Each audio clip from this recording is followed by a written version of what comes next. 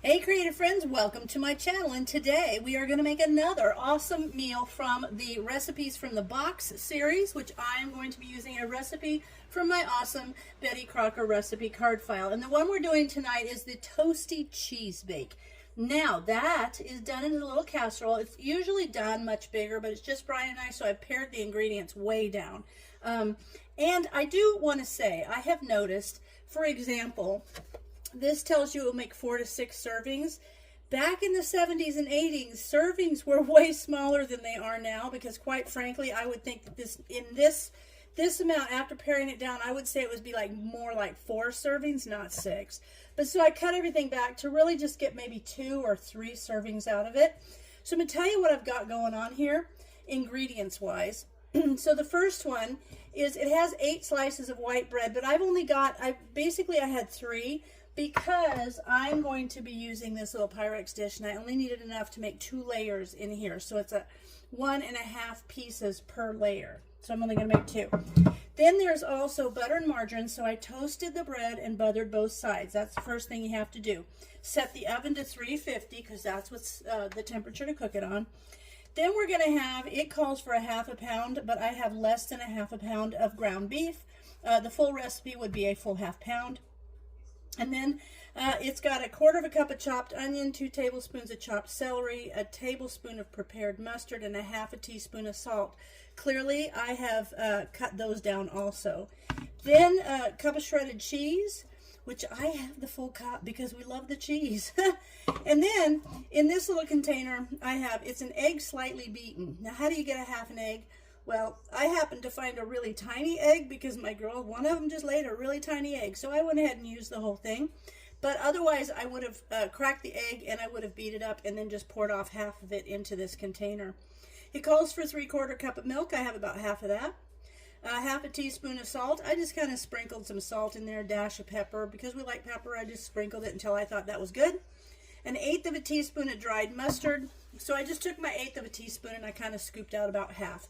So that's what is already mixed in here. So basically it's the milk, the egg, the salt, the pepper, and dry mustard. And then I have the cheddar. So now I'm going to be using my Tupperware stack cooker to cook the meat. That way I don't have to get it on the stove. There's no splattering. It's great. It's done in the microwave in about 6 minutes. And all the fat will drain from the this is kind of like a colander, and it will drain down into the bottom pan. But I have all these that I have to mix with that. How am I going to do it without having it drain? Well, I'm just going to kind of position the meat over the holes, and then I'm going to put most of the ingredients, other than the mustard. The mustard I'll kind of just mix on the meat. But the rest of the ingredients I'm just going to kind of put in the center. And this way, they'll cook while the meat cooks, and then when it's all done, I can just kind of mix it all together. So see how that is? So now I'm going to pop this in the microwave. Hang on, there you go. And it should take about 6 minutes, and we'll be back.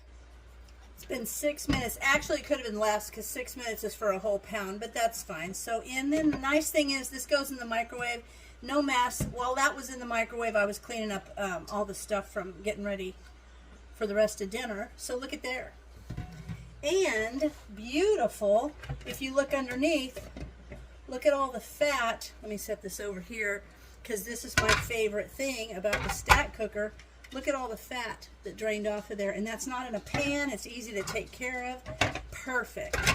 So now what it tells me to do is to alternate layers of the toast and the meat mixture and the cheese in this little dish. It tells you to use the 9x13, but I don't need to because I'm making a smaller amount. Now what I'm doing is I'm just mixing the meat up with that mustard and the onions and the celery. So let me go ahead and alternate the toast.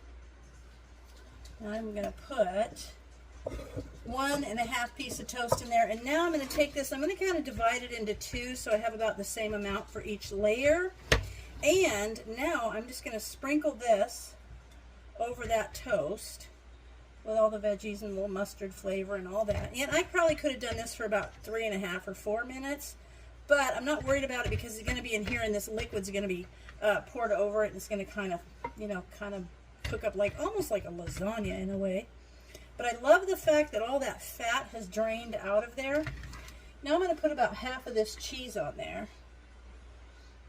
Perfect. See how that's doing? Look at that. And then a little bit more cheese. And then I'm going to put the other piece of toasted buttered bread on here. And the rest of the meat with the veggie and a little bit of mustard in there. I'm excited for this one. Okay. And then this is going to go in that 350 degree oven for 30 to 35 minutes. This is a smaller portion, so I'll check it at about 30 minutes. And now we're going to put the rest of that cheese on. It's going to kind of be like a hamburger casserole. You know, it's called a toasty cheese bake, but I think it's more like a hamburger casserole. That's what I'm going to call it. Okay, now I'm going to pour this over the top. Let me mix it up nice. Okay, I'm going to pour this over the top.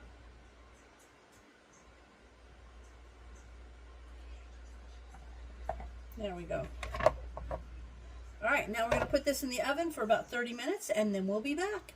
So while I washed out my stack cooker here, and while that casserole is baking, I guess you'd call it a casserole, I've got these fresh green beans that I need to use.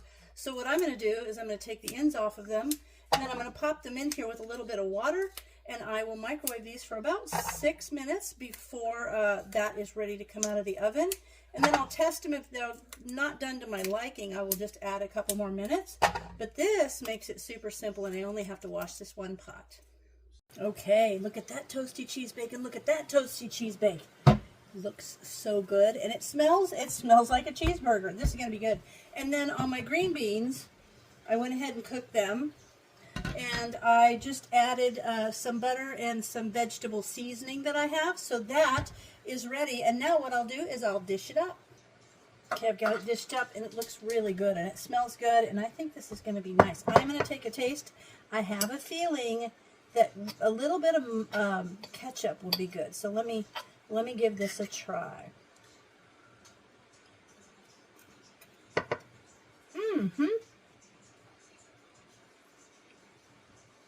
It kind of reminds me of the old the cheeseburger, Impossible cheeseburger pie thing, but I like the toast in it. The toast gives it more of a hamburger feel. So I am really loving this. I think it's great. So I hope you guys give it a try, and if you have any other favorite recipes from the Betty Crocker recipe card box, let me know and I might give them a try. And as always, thanks for watching, and I'll see you in my next video.